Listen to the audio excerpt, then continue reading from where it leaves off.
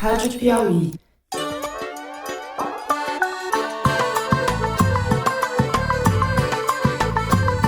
Olá, sejam muito bem-vindos ao Foro de Teresina, o podcast de política da revista Piauí. And frankly, the way that gets solved is Canada should honestly become our 51st state. We wouldn't have a northern border problem. We wouldn't have a tariff problem. Eu, Fernando de Barros e Silva, da minha casa em São Paulo, tenho a alegria de conversar com o meu amigo Celso Rocha de Barros, no Estúdio Rastro, no Rio de Janeiro, e com a minha amiga, nossa convidada especial pelas próximas 4 semanas, Marina Dias, repórter do Washington Post, que está no CB Studios em Brasília. Bem-vinda. Obrigada, Fernando. Oi, Celso. Oi, gente. Que ninguém se iluda. Nós não chegamos até aqui com a aliança que construímos para dar errado. Já superamos desafios muito mais difíceis e vencemos. Diga lá, casca de bala. Fala aí, Fernando. Estamos aí, mais uma sexta-feira. Nós vamos ter que apurar corretamente. Alguém que pratica assédio não vai ficar no governo. Mais uma sexta-feira, Ana Clara está de férias. Se tem alguém que merece férias, todo mundo, na verdade, merece férias, claro, mas alguns merecem mais que os outros. A nossa braba, forista e grande repórter da Piauí, Ana Clara, merece. Como a gente não deixa ela sossegada nem nas férias, ela gravou um depoimento especial para o programa que trata do nosso terceiro bloco e vocês logo vão entender tudo, tudinho. Então vamos, sem mais delongas, aos assuntos da semana. Não completamos nem 2 meses de governo Trump. E eu digo completamos na primeira pessoa do plural, porque as consequências nefastas dessa gestão nos concernem a todos, em diferentes graus e de diferentes maneiras. Nem 2 meses e parece uma eternidade. É uma característica desses governos demenciais, como foi o de Bolsonaro, como é este atual dos Estados Unidos, exaurir seus oponentes e transtornar o ambiente político até o limite dos limites, ou além deles, diariamente, várias vezes por dia. São governos que funcionam para criar problemas e não para resolvê-los. Administrar mais ou menos o caos que eles mesmos alimentam sem cessar é o que lhes confere dinâmica e lhes dá sentido. As resoluções mais substantivas, quando existem, costumam ser truculentas e estar do lado da força ou a favor do lado forte de qualquer disputa. Pensem em Gaza, pensem na Ucrânia, pensem na questão ambiental, pensem nos imigrantes. Pensem nas minorias perseguidas e humilhadas, pensem nas benesses e nos favorecimentos aos podres de ricos. Pois bem, este governo que mal começou e parece ter a idade da terra é o nosso assunto no primeiro bloco. A Marina vai falar do revés na popularidade de Donald Trump, que caiu precocemente e essa queda está relacionada às expectativas e insatisfações econômicas. Vai explicar também por que, mesmo com Trump em baixa, os democratas estão murchos e apáticos. Já o Celso vai falar de economia, da brusca queda nas bolsas nessa semana, depois que o mercado percebeu que nem a perspectiva de recessão dos Estados Unidos contém a escalada da guerra tarifária patrocinada por Trump com reflexos globais. O PIB brasileiro já dá sinais de desaceleração e a previsão para 2025 é de crescimento menor, pressionado pelos juros e pela instabilidade externa. No segundo bloco, nosso assunto é a sucessão no PT.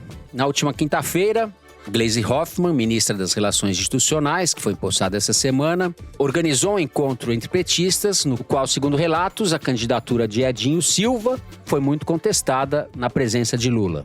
O ex-prefeito de Araraquara, da corrente petista Construindo um Novo Brasil, CNB, que é majoritária no partido e a qual também pertence Lula, é o grande favorito para suceder Gleisi.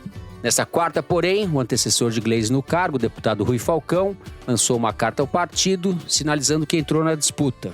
No texto, ele diz que o PT deve rechaçar os apelos à despolarização, palavra da moda que significa nos levar a uma transição efetiva para o centro, com forte rebaixamento ideológico, programático e organizacional. O partido, diz Rui Falcão, não pode ser reduzido a um braço institucional do governo da Frente Ampla. Rui Falcão é da corrente minoritária Novo Rumo e tem forte apelo nas alas mais à esquerda do PT. Pode parecer política paroquial, talvez seja mesmo, mas essa disputa prepara a cara do partido que vai enfrentar a direita em 2026. Por fim, no terceiro bloco, a gente vai voltar ao caso Silvio Almeida, às denúncias de assédio que derrubaram o ex-ministro de Direitos Humanos do governo Lula. A Piauí deste mês traz uma reportagem espetacular, e eu digo isso sem nenhum receio de cabutinismo. É jornalismo da melhor qualidade, escrita pela nossa Ana Clara. Ela se debruçou durante 4 meses sobre o caso, ouviu quase 40 pessoas contra e a favor de Almeida e reconstituiu em detalhes a sucessão de acontecimentos e omissões que marcam esse escândalo. A própria Ana Clara gravou um áudio para o programa em que conta um pouco dos bastidores e das repercussões da sua reportagem. Essa história triste e revoltante não é, como sabemos, um raio em dia de céu azul. Ela se insere num contexto social terrível que vitima milhões de mulheres diariamente. O Fórum Brasileiro de Segurança Pública acaba de divulgar um relatório mostrando que quase 30 milhões de mulheres foram vítimas de assédio só no último ano. Segundo o levantamento, as cantadas e os comentários desrespeitosos na rua são a modalidade mais frequente de assédio. Quase 41% das mulheres com mais de 16 anos passaram por isso. O assédio no ambiente de trabalho atinge 20% das mulheres, 1 em cada 5. Foi o caso de Aniele Franco, vítima de Silvio Almeida. A pesquisa começou a ser feita em 2017, portanto a gente já tem uma série histórica e os dados apontam para o agravamento do problema, o que também pode significar que o problema está sendo mais reconhecido. É isso, vem com a gente.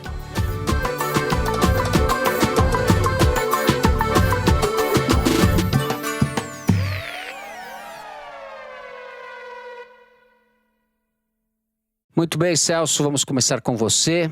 Eu não sei se você está tão cansado quanto eu, mas quando fomos gravar o programa, eu falei, não faz nem 2 meses que essa cascata inicial que eu falei é porque realmente me assustou. Porque parece que a gente já está nesse negócio, né? Calma que só faltam 3 anos e 10 meses, né, cara? Então, calma, muita calma. Vamos lá, vamos começar falando da economia, então. Foi pouco tempo, mas deu pra fazer bastante besteira, né? O Trump tá perdendo o apoio daqueles setores empresariais que bancaram ele na eleição. Quando o Trump ganhou, a bolsa subiu, todo mundo ficou feliz, disse que ia ser um cara a favor do mercado, aquelas coisas. Mas não, ele é de fato a favor dos ricos. Ele quer cortar imposto de rico, mas a favor do mercado como instituição não parece ser um fã, não. Basicamente, nesses últimos 2 meses, o Trump já implementou tarifas contra países aliados dos Estados Unidos, muito mais altas do que jamais os Estados Unidos tinha colocado. Ele tira a tarifa 2 dias depois e volta com ela 5 dias depois. Então é um caos completo, porque pelo menos você falar, essa tarifa é alta e é essa aqui. Sei lá, os compradores, os investidores e tal, se planejavam para isso. Se achasse que está caro demais, procura um substituto. Se achava que está bom, vamos reorganizar aqui. Mas ninguém nem sabe quais vão ser as tarifas. E é um consenso em todos esses observadores de mercado, e esses mesmo que aqui no Brasil reclamam do Haddad, essas coisas. Né? Não estou citando aqui o Bernie Sanders, não. Estou citando os caras de Wall Street mesmo. Os caras estão muito decepcionados com o Trump porque ele instaurou um caos, né, na economia americana. A bolsa já caiu o que tinha subido quando o Trump ganhou, quer dizer, aquele entusiasmo todo do mercado com o Trump já acabou. E o medo agora é que ele consiga fazer dano de longo prazo, que ele consiga desestabilizar os equilíbrios da economia internacional, que ele consiga afastar dos Estados Unidos aliados ultra tradicionais. Sejamos honestos, assim, eu tinha uma perspectiva muito pessimista com o Trump. Mas na minha cartela de bingo não tinha invadir o Canadá, entendeu? Isso aí realmente, nunca vi ninguém apostando que se ele ganhasse, ele ia ameaçar fazer do Canadá o 51º estado. E aí a situação no mercado é de caos, inclusive não é só que a bolsa caiu, a bolsa oscila muito ao longo do dia, porque daí ele vai dar um outro depoimento falando, não sei se vai ser bem assim não, mas depois, 2 horas depois ele muda de novo, entendeu? E isso é péssimo, pro cara que estava querendo planejar um investimento, por exemplo, montar uma fábrica de carro. O carro hoje em dia é feito ao redor do mundo, quer dizer, tem peças que é feita num lugar, tem peças que é feita na China, aí vai para o México, aí monta lá, aí vai nos Estados Unidos, onde você junta aquilo com um motor que foi feito na Alemanha, enfim. Você agora é um empresário americano que quer montar uma fábrica de carro. Você não sabe quais vão ser as tarifas. Sendo que o mais provável é que das, 300 coisas que você compra, haja 150 tarifas diferentes, assim, entre elas. Você vai ter que fazer essa conta. E vai ter que mudar essa conta conforme o Trump acorde de mau humor. É um troço muito sério de desorganização do investimento nos Estados Unidos. Inclusive, está tão bagunçado que o efeito disso sobre as variáveis macroeconômicas também já está um pouco imprevisível, porque o que estava todo mundo esperando é o seguinte, o Trump chega, mete as tarifas, a gente já falou aqui várias vezes, vai aumentar a inflação nos Estados Unidos, porque se o produto importado não fosse mais barato, você não precisava fazer tarifa, entendeu? O próprio mercado daria vitória ao produto nacional. O Trump basicamente está tirando o produto barato de dentro dos Estados Unidos. O Paul Krugman, prêmio Nobel de Economia e crítico do Trump desde sempre, ele disse numa entrevista essa semana assim, aparentemente o Trump acha que o Canadá está sacaneando a gente quando vende alumínio de boa qualidade barato pra gente. O Trump não consegue imaginar que uma transação comercial possa ser vantajosa pros dois lados. Ele acha sempre que tem alguém sendo otário no meio da história, o que é muito condizente com a carreira dele nos negócios, mas enfim, não é o princípio que rege o comércio mundial.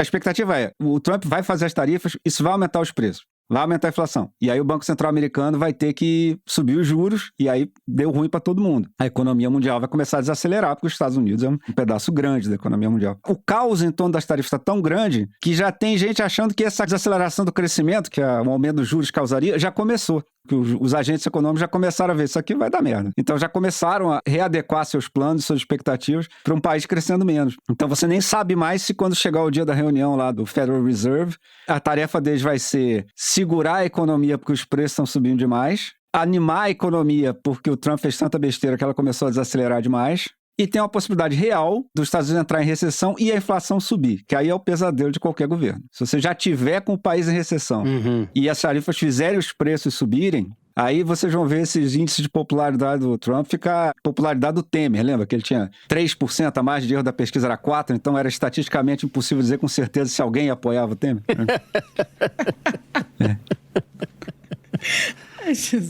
Mas assim, se o cara entregar recessão com inflação crescendo, realmente a vida dele vai ficar bem difícil. O humor do mercado mudou muito com o Trump. E isso até é interessante pra gente comparar com o caso brasileiro. Muita gente tem essa discussão quando cai a bolsa aqui, será que é por causa do viés político dos operadores de mercado, enfim, ou se tem base na realidade? Eu acho que o viés político influi, por exemplo, os caras dão uma lua de mel maior pro Trump e menor pro Haddad, por exemplo, que o Haddad quer aumentar imposto sobre o rico, o Trump quer baixar imposto sobre o rico. Mas, no fim das contas, o cara investe para ganhar dinheiro, entendeu? Então, se ele achar que a economia vai pro buraco, ele vai tirar dinheiro, entendeu? Ele não vai ficar ali por convicção reacionária. No fim é conta, né? Eles fazem conta. Exato. E aparentemente, as contas que o mercado está fazendo estão bem ruins pro Trump.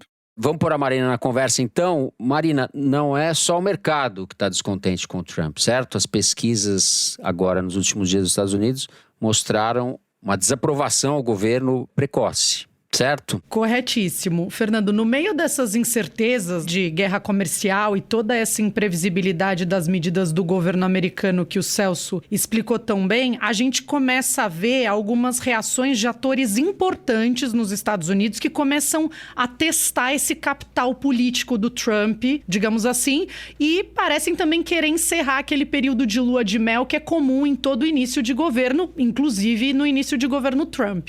E aí eu vou tentar falar aqui pelo menos 3 dessas reações recentes que me chamaram a atenção. Primeiro é a popularidade do Trump, depois a reação dos mercados de Wall Street, que é o centro financeiro dos Estados Unidos, que o Celso também já citou, e por fim a reação dos democratas, tanto eleitores democratas como políticos de oposição a Trump no Congresso e nos estados. Sobre a popularidade do Trump, vamos lembrar aqui que ele venceu a eleição do ano passado, tanto no colégio eleitoral como no voto popular. Por que isso é importante? Porque dessa vez a maioria dos americanos votou no Trump. Então foram 77,3 milhões de votos para o Trump e 75 milhões de votos para a democrata Kamala Harris. E nessa semana foi a primeira vez desde a posse, em 20 de janeiro, que a desaprovação do Trump passou a aprovação do Trump, segundo o agregador de pesquisa e analista Nate Silver, que ele criou um modelo famoso e bem-sucedido nos Estados Unidos de combinar as principais pesquisas que são feitas nos Estados Unidos, que são muitas. Então, de acordo com esse agregador, na segunda-feira dessa semana, o Trump aparecia rejeitado por 48,1% dos americanos e aprovado por 47,9%. Uma diferença pequena, vocês vão dizer, sim, 0,2%. Mas foi a primeira vez que essas curvas se inverteram e, para efeito de comparação, um dia depois da posse, no dia 21 de janeiro, o Trump tinha quase 52% de aprovação e 40% de rejeição. Então, essa curva, ela vem rápida. E foi a primeira vez que cruzou, chamou a atenção dos analistas, da imprensa americana. E por que essa mudança está acontecendo? Nossa, dificílimo. Economia é a resposta, né? Os preços de alimento e de energia seguem altos nos Estados Unidos e tem essa possibilidade de recessão e de inflação que cria essa sensação de insegurança no povo. As pessoas têm medo de perder ainda mais poder de compra, de empobrecer, e isso, claro, afeta a popularidade ali do Trump. O Trump, ele prometeu baixar os preços a partir do dia 1. Ele falou isso na campanha. A partir do dia 1 vão baixar os preços. E aí as pessoas estão no dia 53 e nada aconteceu, muito pelo contrário. E pagar caro por comida, por gás, por eletricidade, ninguém gosta. E aí as pesquisas recentes também começam a mostrar esses dados de forma bem clara pra gente. Uma pesquisa feita pelo Washington Post mostra um cenário bem ruim. 55% dos americanos desaprovam a condução do Trump sobre a economia. Já é mais que a maioria aí dos Estados Unidos desaprovando o jeito que ele está conduzindo tudo isso. Ele segue bem avaliado em questões como imigração, por exemplo, gente. Então, a maioria dos americanos ainda aprova como ele está conduzindo essa política agressiva contra os imigrantes. O eleitor trampista raiz, digamos assim, segue com ele ainda, não importa muito o que aconteça. Mas parte daquele eleitorado do meio, que é tão importante nas eleições dos Estados Unidos e que ajudou a ampliar o arco de apoio ao Trump para a vitória contra a Kamala, esse eleitor parece começar a se desprender diante dessa instabilidade comercial e econômica. E aí a gente chega no ponto 2, que é a guerra comercial e possibilidade de recessão, não desagrada só aos réis mortais, né? Os empresários, como disse o Celso, milionários, bilionários, muitos deles também começaram a reagir mal a essas incertezas. A bolsa despencou. Um levantamento da Bloomberg mostrou que os 10 maiores bilionários do mundo perderam juntos bilhões de dólares desde a posse do Trump, inclusive o Elon Musk, que é integrante do governo, e disse, aspas dele mesmo, tá difícil conciliar negócios e governo. As ações da Tesla, uma das empresas do Musk, caiu 15% só essa semana. Quem disse que não tem boa notícia hoje? Exato. O Trump fez na terça-feira uma reunião com 100 empresários aí de grandes empresas para tentar acalmar os ânimos do pessoal, uma contenção de danos ali, mas não deu muito certo, porque ele sempre dobra a aposta. O Trump tem esse jeito de agir. Bom, e aí eu vou para o terceiro e último ponto, que é o seguinte: cadê a oposição, então? Tá tudo Exato. isso acontecendo, os números mexendo e a oposição. A maior parte dos democratas nos estados e no Congresso não tem sido muito efetiva na oposição ao Trump, gente. Isso mostram as reportagens da imprensa americana, os eleitores, os ativistas, os especialistas mais progressistas têm falado isso. Mas as pesquisas também começaram a revelar um mau humor bem grande dos eleitores democratas sobre os parlamentares do Partido Democrata. Então teve uma pesquisa da CNN que saiu e mostra que 73% dos eleitores democratas dizem que os parlamentares do partido estão fazendo muito pouco ou nada na oposição.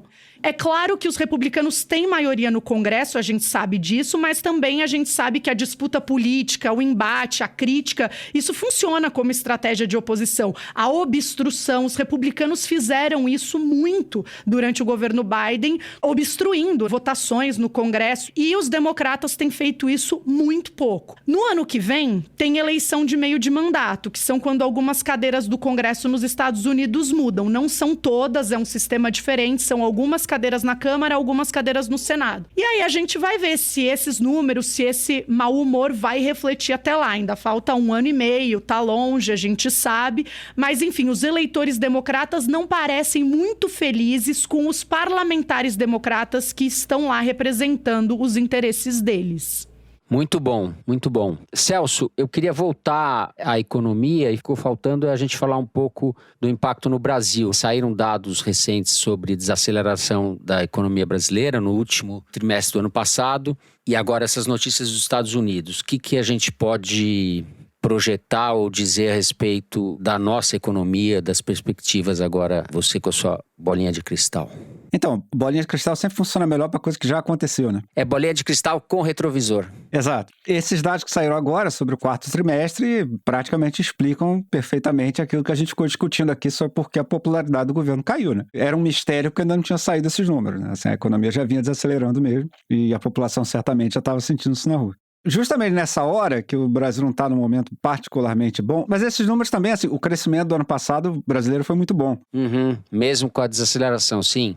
As projeções eram piores, né? Exato. Todo mundo acha que esse ano vai desacelerar, mas a princípio, só por esses números, não é no cenário de desastre, não. E muitos economistas defendiam que desacelerasse, que diziam que a inflação estava sendo causada por um superaquecimento da economia. Até aí, isso é o que acontece mesmo. A inflação começou a subir, o Banco Central aumentou os juros, a economia desacelerou. Tudo isso é dia normal no escritório. Agora, se essas barbeiragens do Trump começarem a bater aqui, a vida do Lula e do Haddad vai ficar bem mais difícil. E eles são o menor dos problemas. A vida dos brasileiros pobres vai ficar bem mais difícil. Do ponto de vista simplesmente de você olhar para as tarifas e ver quem ganha e quem perde no curto prazo, ainda não é claro que o Brasil vai perder. Porque o aço e alumínio brasileiro vão passar a ter essa taxação mais alta dos Estados Unidos. Mas, por exemplo, em outros momentos que teve sanção, teve briga comercial entre Estados Unidos e China, a China passou a comprar mais soja brasileira, porque bloqueou a soja americana. Então é possível que alguns produtos brasileiros entrem mais no mercado da China, porque a China vai barrar a entrada de produtos americanos. Então também pode ser que tenha vantagens para o Brasil também nessa história. Pode ser também que esses efeitos se anulem, a gente vai ter que esperar para ver. E se tem uma coisa que é complicadíssimo, é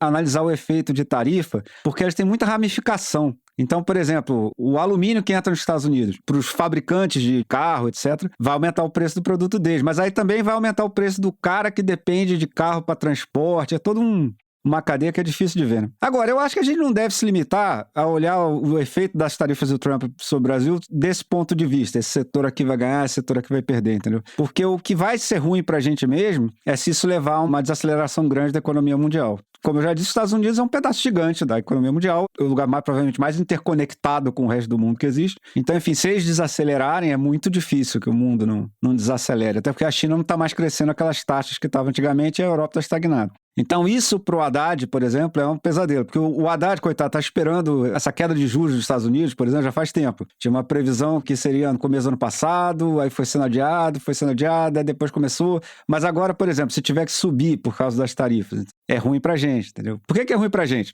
Porque com os juros, o título da dívida americana é o investimento mais seguro do mundo. Ele é o padrão de comparação para você julgar o risco dos outros. Então, quando você vê aquelas várias notas de risco, é quanto ele tem de risco a mais que um título da dívida americana, cujo risco é zero. Então, a princípio, em termos de segurança, você aplicar na dívida pública americana é o melhor investimento que tem. Mas como é muito seguro, muita gente aplica, eles não precisam pagar muito. O valor tende a não ser muito grande. E aí eles saem pelo mundo procurando outro país mais ferrado que pague juros mais altos, como, por exemplo, nós. Quando esse dinheiro entra aqui, dá uma valorizada no real. Chega um monte de dólar aqui, valoriza o real. Aumenta a oferta de dólar, cai o preço do dólar, o real está mais forte. Se os Estados Unidos resolve aumentar os juros, um monte de gente fala, pô, lá é mais seguro e ainda está pagando bem. Então mais gente vai para lá. E aí isso pode ter efeito, por exemplo, sobre o dólar aqui, que por sua vez tem efeito sobre a inflação, etc, etc. Independente de olhar se o alumínio vai perder e a soja vai ganhar, o que o Brasil tem que se preocupar mesmo é desse maluco não quebrar o sistema de comércio mundial. Tudo que ninguém precisa aqui a essa altura do campeonato, quando a gente já está desacelerando pelo nosso ciclo normal, é o idiota começar uma crise mundial aqui, que seria completamente desnecessária, né? Que não seja um negócio causado por nenhum fator estrutural ou coisa que o valha. Vamos voltar a esse infeliz, acho que estamos condenados a isso. Não apenas durante as semanas em que a Marina estará aqui, o que é um luxo para nós, porque ela está dentro do negócio lá, mas vamos ter que voltar a esse infeliz, enfim, estamos condenados. Encerramos o primeiro bloco do programa. Vamos para um rápido intervalo. Na volta, a gente vai falar da eleição do PT. Já voltamos.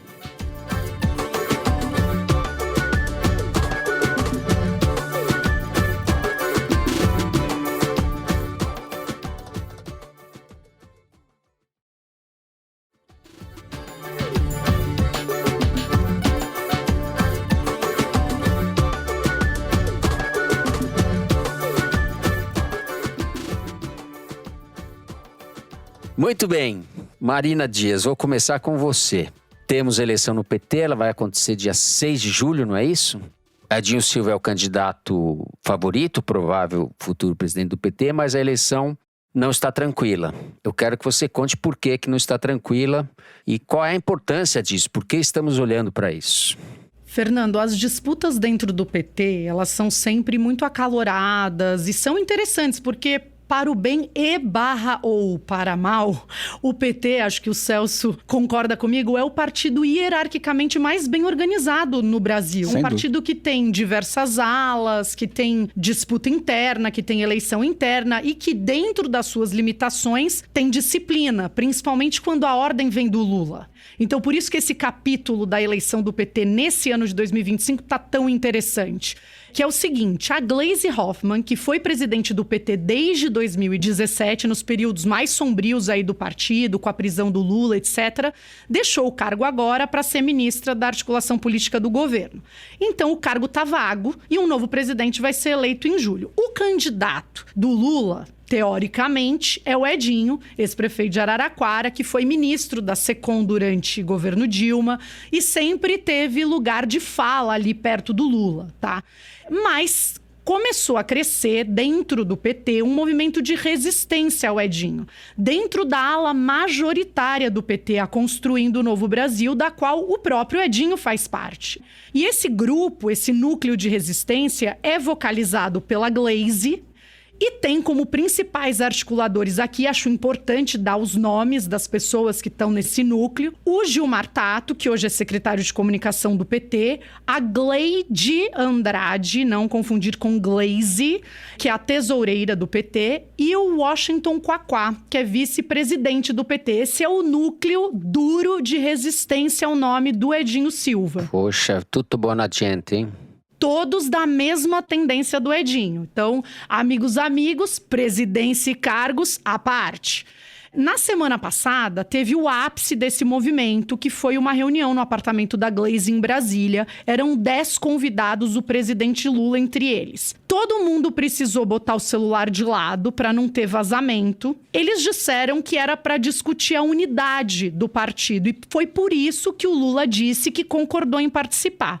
Mas aí, quando o Lula chegou lá, ele foi bombardeado por críticas ao Edinho. E esse grupo começou a apresentar nomes alternativos ao do Edinho. O argumento principal desse grupo do racha é que o Edinho é um corte mais à direita entre os quadros do PT e que o PT precisa ir mais à esquerda acompanhando o governo. Eles falam que essa ampla frente que fez sentido para a eleição do Lula em 22, agora não faz mais tanto sentido porque está abandonando o Lula para 26 e o Edinho representa essa ampla frente. Nesse encontro, no apartamento, foi citado um almoço que o Edinho participou, organizado pela Marta Suplicy, em que Palocci, Zé Aníbal, do PSDB, Nelson Jobim, Priscila Cruz, do Todos pela Educação, estavam presentes. Então, era um almoço frente ampla.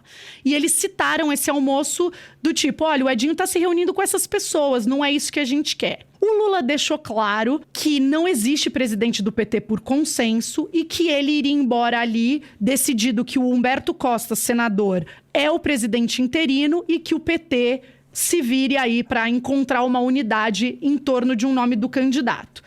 Eu queria falar um pano de fundo importante aí, antes de passar a bola para o Celso, que sabe muito mais do que eu sobre esse assunto. Não, vocês dois, olha, ouvintes, vocês estão no luxo total, porque Marina Dias e Celso Rocha de Barros, e eu tô de camarote, tô ouvindo antes de vocês.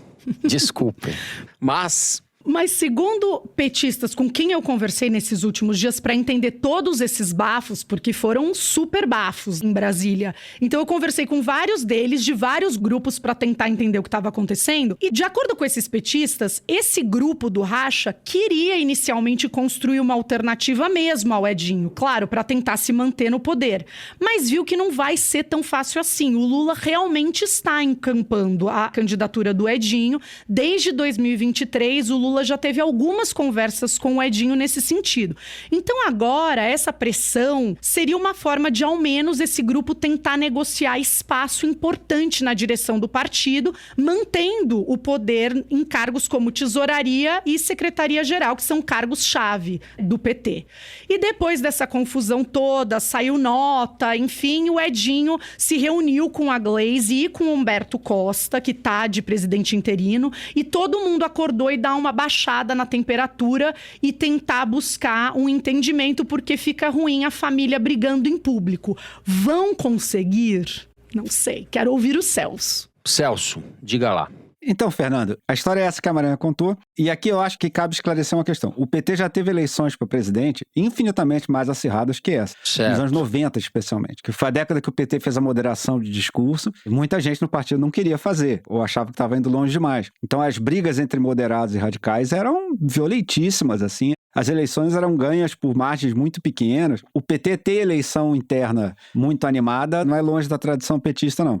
E, de um certo ponto de vista, é até legal que o partido tenha uma vida interna rica. Isso é um lado bom. Agora, só para deixar claro, ao contrário daquelas disputas dos anos 90, essa aqui não é eminentemente uma disputa sobre ideologia. Se você pegar o pessoal que estava nesse encontro que a Gleisi organizou, gente, José Guimarães é um radical de esquerda, gente, pelo amor de Deus. Gilmar Tato também não. E o Quaquá, obviamente, não, né? Eu já fiz até uma coluna brincando, inventando o termo quaquaísmo, que seria a tendência do PT, que quer fazer o PT virar um partido meio que nem o PMDB, né? Querendo fazer um partido tradicional da política brasileira. O Quaquá, no Rio de Janeiro, faz aliança com, cara, todo mundo mesmo.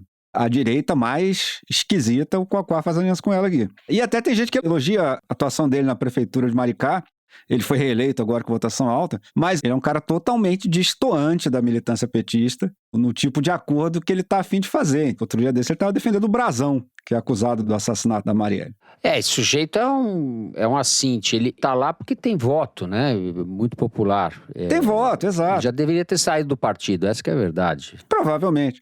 Então, se o Quaquá tá no meio dessa história para derrubar o Edinho, você já vê que não é uma questão de a esquerda do PT contra os moderados no centro. É um segredo muito mal guardado que a principal briga é pela tesouraria. E aqui é bom fazer até um esclarecimento. Em geral, quando você fala isso, dado que foram os tesoureiros de partido político nas últimas décadas, você já pensa logo em corrupção, né? É claro que qualquer lugar pode ter corrupção, mas aqui não é isso eminentemente, não. A questão é que agora o tesoureiro administra essa grana toda de fundo partidário, né? O PT teve 600 milhões para gastar, entendeu? É uma grana preta e uma parte grande disso é decidido pela direção, para onde vai. Então, você ter o tesoureiro é muito importante. Nos últimos tempos, o que eu vinha conversando com o pessoal do PT, a Gleisi já tinha entendido que não ia conseguir emplacar o sucessor, mas o que ela estava propondo é que fosse, mesmo se fosse o Edinho, ela mantinha a tesouraria e a secretaria-geral. Mas aí o pessoal do Edinho falou, não, mas aí o Edinho não é presidente. Quer dizer, se ele não indicar esses dois cargos, ele basicamente não vai mandar em ninguém. É o ministro da Fazenda e o ministro da Casa Civil, né?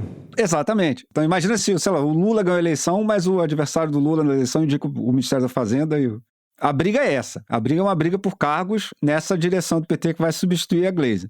E, em si, ela não é uma briga ideológica. Claro que cada um dos lados vai dizer que o outro, né, tá querendo desvirtuar o PT, etc., mas não tem nada a ver com isso. Agora, todo esse pessoal da mesma tendência, que é a Construindo o Novo Brasil, CNB. A CNB, em várias encarnações anteriores, manda no PT praticamente o tempo todo. Esse praticamente vai ser importante daqui a 2 minutos. Por quê? Ela mais ou menos governou o PT ao longo de toda a sua história. Essa tendência foi o quê? Quando o PT foi fundado, você tinha um monte de movimento social, mas você tinha também aquelas tendências marxistas, aqueles grupos pequenos de esquerda que entraram no PT e continuaram agindo dentro do PT, apresentando candidatos pelo PT. E no começo, esses grupos eram muito mais organizados que o pessoal do sindicato, etc. Então eles começaram a ganhar muito espaço nas máquinas partidárias. Então, o pessoal dos sindicatos, da igreja, de movimento social e até de alguns grupos que dissolveram suas tendências marxistas se juntaram para fundar a Articulação, que é o nome inicial desse grupo que dirige o PT na maior parte da sua história. Muita gente importante do PT participou disso. Eu estaria a Irma Passoni, que é uma ex-freira que na década de 70 organizou um movimento de donas de casa na periferia de São Paulo. E, é claro, o Zé Dirceu. Assim, o Zé Dirceu entra para a primeira divisão de política nacional por ter sido um dos grandes articuladores da articulação. A principal ideia da articulação era a tendência petista, ou seja, a nossa prioridade é construir o PT. A gente não é um grupinho aqui dentro que está se usando do partido para depois sair, ou para, enfim. A gente não quer fundir o PT com outro partido, como tinha propostas na época. É o grupo que conduziu o PT na maior parte dessa história. Teve uma vez que a articulação perdeu o controle do partido. Foi em 93, quando o Rui Falcão comandou um racha da articulação que se chamava A Hora da Verdade. Articulação, tracinho, Hora da Verdade. Com essa divisão, a esquerda do PT, pela primeira e única vez, ganhou a direção do partido como um todo. Se você pegar a carta do Rui Falcão que ele fez agora, ele termina dizendo: a valentia, a generosidade e a integração de toda a militância é essencial em mais essa Hora da Verdade. Esse homem é um gênio, Celso, você é um gênio. Então, o que ele está dizendo é a mesma coisa. Olha só, quando racha o grupo majoritário, é a chance do pessoal mais à esquerda tentar se aproveitar. E, aliás, estrategicamente estão certos eles. Quer dizer, eles não racharam o grupo moderado. Os moderados fizeram besteira. Então, naturalmente, o pessoal da esquerda do PT, que é muito minoritário faz muito tempo, né? É bom lembrar, muitos setores da esquerda do PT antigo foram pro PSOL, por exemplo. Mas eles agora viram uma chance de, numa dessas, ganhar a presidência é muito difícil, mas influenciar bastante essa escolha do novo presidente. E a lembrança que você faz de 93 é muito interessante porque não foi um bom momento do PT, né? Não, então, é isso que eu ia dizer agora. Porque aí o que acontece? A esquerda assume o controle do PT. Isso funciona muito mal, porque o grupo moderado continua mandando paralelamente do mesmo jeito. O pessoal da esquerda do PT reclama muito disso. Por exemplo, na hora de conduzir a campanha do Lula em 94, coisas assim. Mas o que acontece é que em 94 o PT entra com uma direção que é avessa a fazer aliança, enquanto a direita está se movendo para o centro, com a aliança do PFL com o Fernando Henrique. Foi um momento especialmente ruim para o PT resolver ser mais sectário. E conseguiu o resultado de que, basicamente, em junho, o Lula era favorito para ganhar no primeiro turno e depois ele perdeu no primeiro turno. Claro que isso aí foi por causa do Plano Real. E a avaliação que o PT fez do Real foi muito equivocada, né? Não sei o que poderia ter falado naquele momento. Foi, exatamente. Não tinha muito o que falar. Não, quando saiu o Plano Real, não tinha mais como ganhar a eleição. Aí é que nem a peça do Vianney e do Ferreira Goulart, né? Se correr o bicho pega, se ficar o bicho come. Não tinha o que fazer. Assim, Não, tem um cara que foi da coordenação dessa campanha que ele me falou, você é candidato de oposição. Faltando 2 meses para a eleição, o governo faz a inflação cair de 30 para 3. Você vai fazer o quê? Você vai fazer discurso? Sim. O que você vai fazer? Entendeu? É que eu lembro que o Mercadante, entre outros, falou de bobagem ali, foi uma enormidade. Foi, o Mercadante errou, a Maria da Conceição errou. E, aliás, tem uma coisa interessante, que eu digo que tem uns debates abertos no PT. Se vocês forem procurar na revista do PT, a Teoria e Debate, de dezembro de 94, tem um texto contando essas brigas inteiras sobre o Plano Real dentro do negócio, que é um negócio bastante singular, assim, na história dos partidos bem brasileiros. Interessante. Momento cabeção do Celso aqui, do final de 94? Depois perdeu a eleição, né? Agora, então, resumindo, essa briga não é uma briga essencialmente entre direita e esquerda. Se o Quaquá estiver fazendo parte da esquerda do PT atualmente, isso vai ser uma surpresa muito grande pro pessoal da esquerda, que briga noite e dia para expulsar o cara do partido. Agora, se isso rachar o grupo majoritário, aí pode ser que o pessoal da esquerda consiga cavar um espaço deles ali, sendo competente politicamente. Então, por isso que o Lula está tentando mais ou menos pacificar esse negócio. Bom, tivemos aulas aqui, Marina e Celso. Marina, mais alguma coisa, não? Não, depois dessa linha fina que ele leu da carta do Rui Falcão, foi brilhante. Eu tô, assim, em choque. E não, né? Que isso? E não, mas... Bom, encerramos o segundo bloco do programa aqui, fazemos um rápido intervalo. Na volta vamos falar do caso Silvio Almeida, do assédio contra as mulheres. Já voltamos.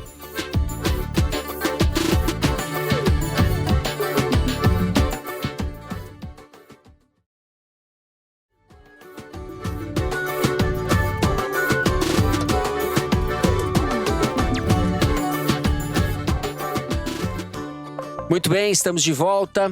Mari, eu vou pedir para a gente começar pelo áudio da Ana Clara, porque ela introduz o assunto melhor do que a gente poderia fazer aqui. A Ana Clara vai comentar, então, a reportagem que está na Piauí e os desdobramentos dela nesses primeiros dias de existência.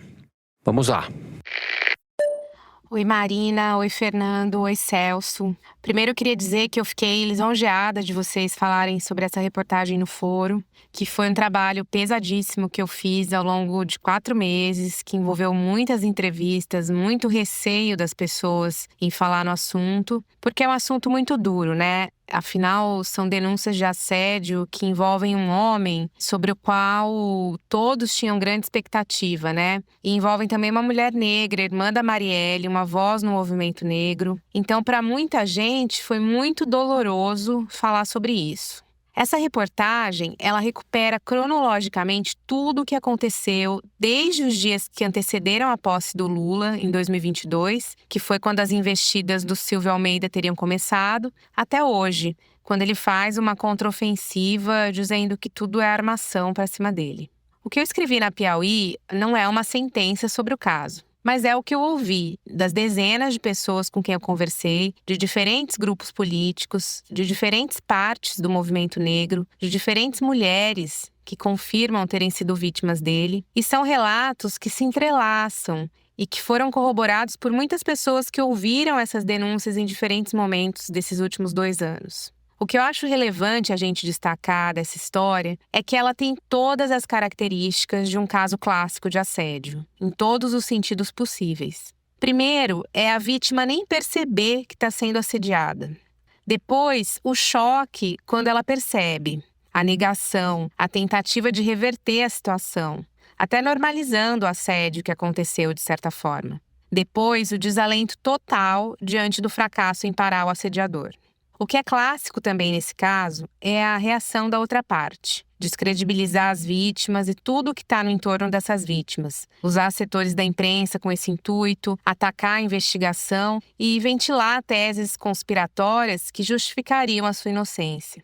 Outro clássico é dizer que vai recorrer à justiça contra quem o acusa. Tudo isso é muito padrão na literatura dos casos que acabaram se tornando públicos, né? E que envolvem homens com recursos para transformar a sua defesa em ataque.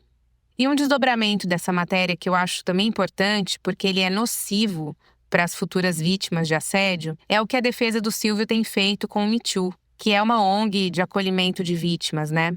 O papel do Me Too Brasil é prestar apoio psicológico às vítimas de assédio e às vítimas de violência sexual depois que elas se dão conta de que não vão conseguir caminhar sozinhas diante daquela situação. Uma dessas mulheres que recorreu ao apoio, ao acolhimento do Me Too foi a Aniele. Quando os episódios de assédio foram divulgados pelo Guilherme Amado no Metrópolis no ano passado, a Aniele não confirmava publicamente que era uma das vítimas. Mas ela e outras mulheres que haviam procurado a ONG para acolhimento psicológico acabaram autorizando o Me Too a confirmar que eles haviam sido, sim, procurados por vítimas. E essa confirmação veio diante da insistência do Guilherme Amado, que já estava há mais de 2 meses apurando essa informação. Informação que ele tinha checado com pelo menos 14 fontes que conheciam a história. A Aniele só confirmou publicamente que era uma das vítimas 1 mês depois de o Metrópolis publicar a matéria, quando ela deu um depoimento para a PF. Como o Me Too tinha conhecimento das vítimas, ele passou a ser alvo de muitos ataques patrocinados pela defesa do Silvio Almeida em alguns veículos de imprensa. E o pecado do Me Too foi ter simplesmente confirmado que tinha acolhido vítimas que relatavam o Silvio Almeida como assediador.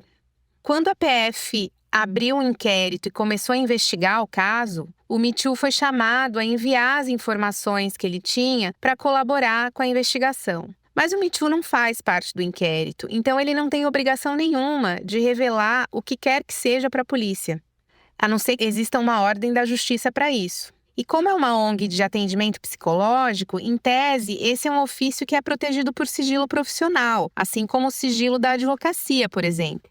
É justamente esse sigilo que dá segurança para que as vítimas tenham coragem de revelar o que aconteceu. Quem tem que fornecer informações, provas ou o que quer que seja, são as vítimas que decidem depor, como o caso da Aniele. E o que acontece quando você ataca uma ONG de acolhimento é que possivelmente novas vítimas pensem 2 vezes antes de buscar esse acolhimento. E a gente, que é mulher, sabe que não existem muitos lugares aos quais a gente pode recorrer quando um episódio de assédio acontece, né? Então é muito cruel você tentar destruir um desses poucos lugares, é muito cruel com as mulheres. Eles também tentaram descredibilizar a investigação, dizendo que o Silvio Almeida não era chamado a depor, o que é uma coisa meio lunática, né? Porque um investigado é chamado a depor na hora que a polícia decidir que é o caso. E conversando com fontes da PF, eles me explicaram que em casos de crimes sexuais, você primeiro apura o que aconteceu e depois, no final, chama a pessoa em questão para poder colher um depoimento mais completo dela. Então foram meses de um trabalho de relações públicas muito rasteiro contra vítimas, contra a ONG e contra a investigação, o que também é muito padrão nesses casos. Por último, eu queria destacar os aspectos políticos desse caso, de como o governo agiu ou não agiu, de como a Aniele não tensionou essa questão politicamente, o que talvez tenha sido um grande erro, porque quando a história vem à tona, ela se encontra sozinha. E segundo as fontes com quem eu conversei, houve vários momentos em que, para ela, a situação era tão insuportável que ela cogitou deixar o cargo. E aí vocês imaginem a situação inacreditável de uma mulher passar por tudo aquilo e ainda ser ela a pessoa a sair de cena. Bom, é isso. Eu convido todos os nossos ouvintes a lerem essa reportagem e eu me despeço aqui de vocês. Em abril eu tô de volta. Tchau, pessoal! Ana Clara, boas férias para Ana Clara. Esse depoimento é muito esclarecedor e não deixa de ser impressionante. Marina, eu quero continuar com você. Eu mencionei na abertura, além da matéria da Ana Clara, a pesquisa do Fórum Brasileiro de Segurança Pública, é uma pesquisa bianual que eles fazem especificamente sobre assédio. Essa pesquisa começou a ser feita em 2017. Agora a gente teve uma edição que acabou de sair nessa semana com dados do ano passado. Pesquisa que mostra que mais de 29 milhões de mulheres foram vítimas de assédio, que representa praticamente metade das mulheres com mais de 16 anos entrevistadas. Ou seja, a gente está diante de um problema gigantesco. O que te chama a atenção nessa pesquisa, enfim, eu quero passar a palavra a você. Fernando, primeiro, assim, o número me choca, me revolta, mas não me surpreende. Eu, como mulher que já sofreu assédio de todos os tipos. E aí eu queria aproveitar, Fernando, para falar um pouquinho dessa diferença entre o assédio tipificado na legislação brasileira, que pressupõe relações hierárquicas. Então, você tem que ser assediada pelo seu chefe ou por alguém com mais poder que você, para que isso seja considerado assédio segundo o Código Penal. E o assédio como o Fórum reconhece que é o assédio no caso da ministra Aniele Franco também, e que é o assédio que eu e muitas das mulheres brasileiras e no mundo já vivemos, que são essas cantadas, toques, apalpadas, chegadas por trás sem aviso, em que a gente se sente invadida, desrespeitada, violentada, a gente se sente assediada, sim, senhor. Tá? Então, isso posto, eu queria destacar que a pesquisa do Fórum traz que todos os tipos de assédio cresceram desde 2017, que é quando começou a série histórica do Fórum. Tanto o assédio previsto no Código Penal, com relação hierárquica, como importunação sexual e esse modo mais amplo de assédio. Tudo aumentou. E dentro dos dados inéditos que eles destacaram aqui para o Fórum, a gente vê que 4 entre 10 mulheres que responderam que já viveram situações de assédio, vivenciaram isso dentro do ambiente de trabalho. Isso é chocante, gente, é revoltante, não é possível. Até onde a gente vai, entendeu? E aí, por fim, que eu acho que, enfim, o depoimento da Ana, os dados, essa narrativa triste e chocante fala por si só, mas eu queria falar um pouquinho do perfil dessa mulher que sofre assédio no Brasil. É uma maioria jovem, negra e mais escolarizada. Mais escolarizada aqui, majoritariamente, 85% dessas mulheres têm ensino médio ou superior. E por que eu tô destacando isso? Porque para reconhecer um assédio, isso passa por você ter os instrumentos para entender que isso é uma violência. Muitas vezes, muitas mulheres jovens, mais pobres, com menos acesso à escolaridade, à informação, à reflexão, elas não entendem que elas estão passando por violência. Então, ninguém é para duvidar de depoimento de mulher assediada aqui. Fim. Agora, então, isso é muito interessante, Marina, porque o problema, na verdade, que os números já são assustadores, mas o problema real é maior, porque você tem uma quantidade enorme de mulheres com menos escolaridade, mais pobres, que nem identificam, nem... Coragem não é a palavra, porque às vezes as pessoas estão numa situação tão vulnerável. O Celso mesmo estava falando agora, antes da gente começar o bloco, que uma pessoa que tem baixa escolaridade tem mais dificuldade de mudar de emprego ou de ter... Então, a situação dela diante de um assediador ou diante de uma situação de assédio é muito mais complicada. O que a pesquisa mostra, esses números que a Samira Bueno, que é a diretora executiva do Fórum, organizou, preparou pra gente, é isso. Problema gigantesco, e o que a pesquisa mostra é uma parte da realidade que é ainda pior do que o que a gente constata nos números. Exato, são muitas camadas, Fernando, são muitas camadas. Então pode ser uma mulher que é casada e está sendo abusada pelo próprio marido, e aí ela, ai meu Deus, será que eu vou me separar e o meu filho? Ou como o caso que o Celso falou, eu dependo desse emprego. São muitas camadas, por isso, e a Ana relata isso muito bem na reportagem da Piauí, que o caso de investigação de assédio, o depoimento da vítima conta muito, tem um peso muito mais relevante, porque geralmente é um crime que acontece sem ninguém ver e com muitas dessas camadas. É claro que as investigações são necessárias, é claro que apurações, provas, tudo isso são necessários. Mas a primeira reação nossa não pode ser duvidar do depoimento de uma mulher assediada.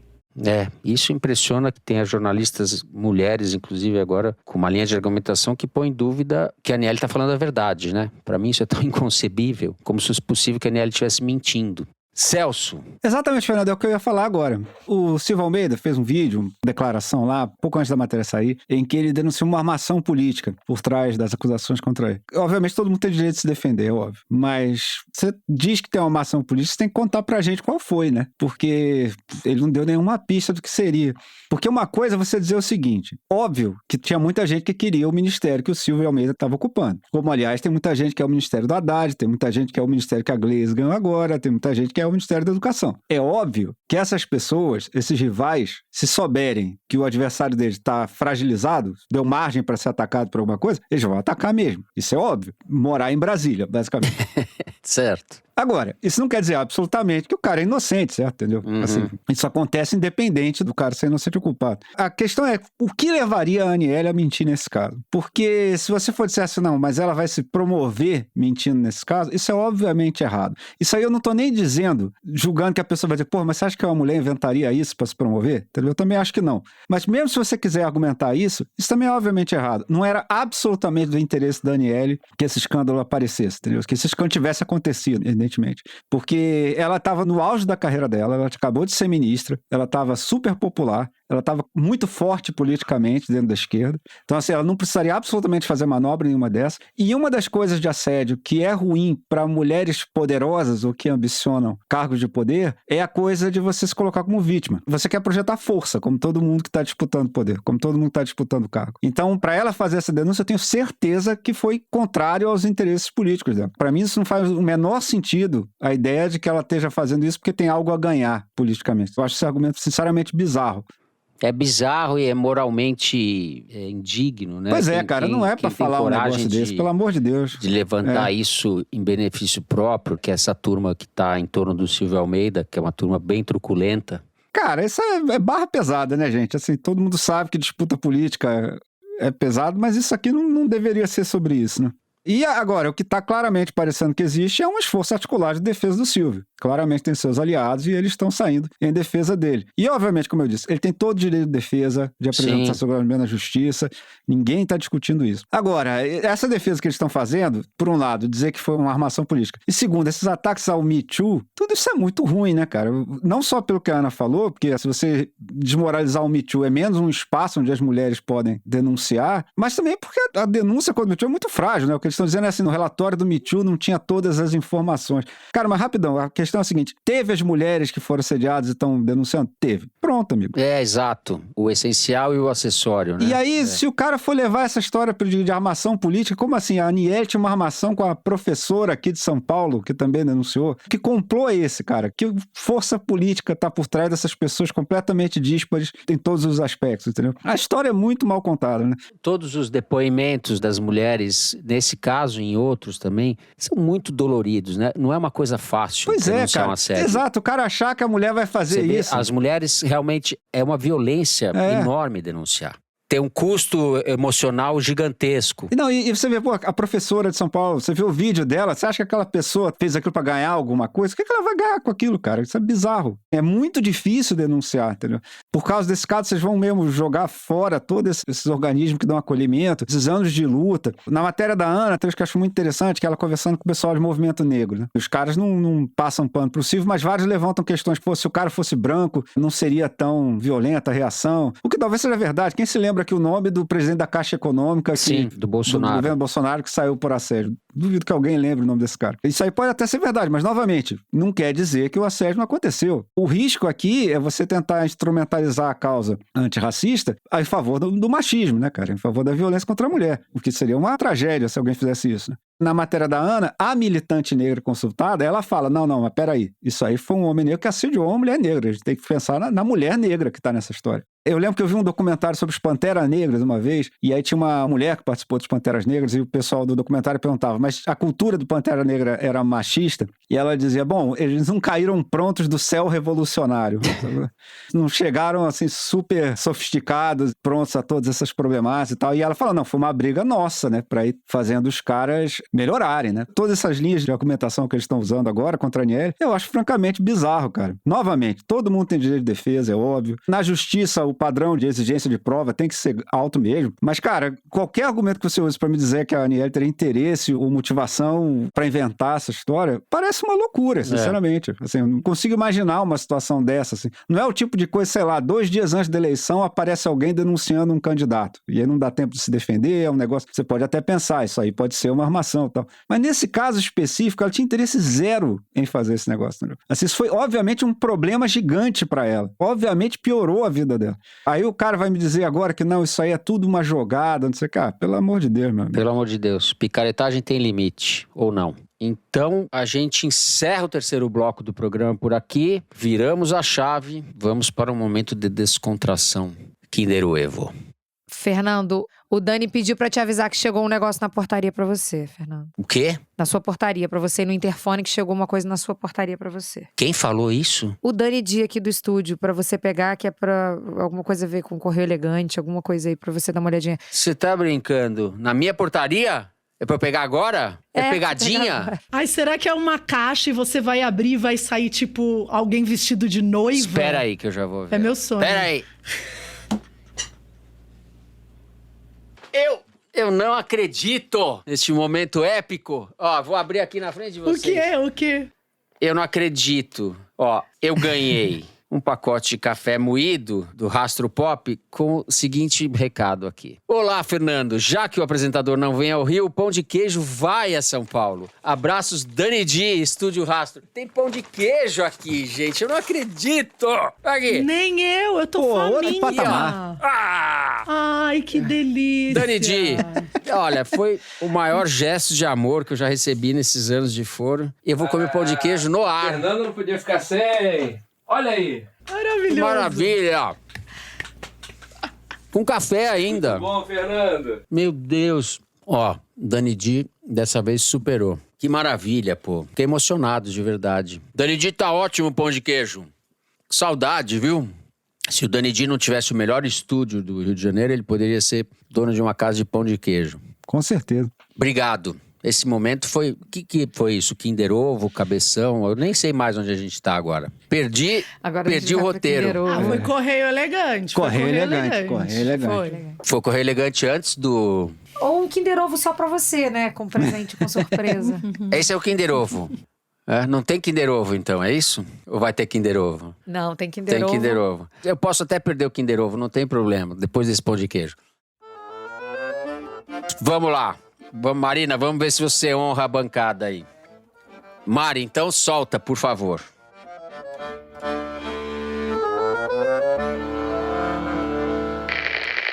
A pauta feminina nos une. A gente pode até divergir em uma matéria ou outra, politicamente ou outra, mas Damares. quando a pauta é feminina, Acertou. nós estamos unidas. Nós temos o nosso grupo do WhatsApp, a gente está ali se sustentando. Marina Clara. Dias matou. Eu tô Cara. substituindo a Ana Clara até nisso.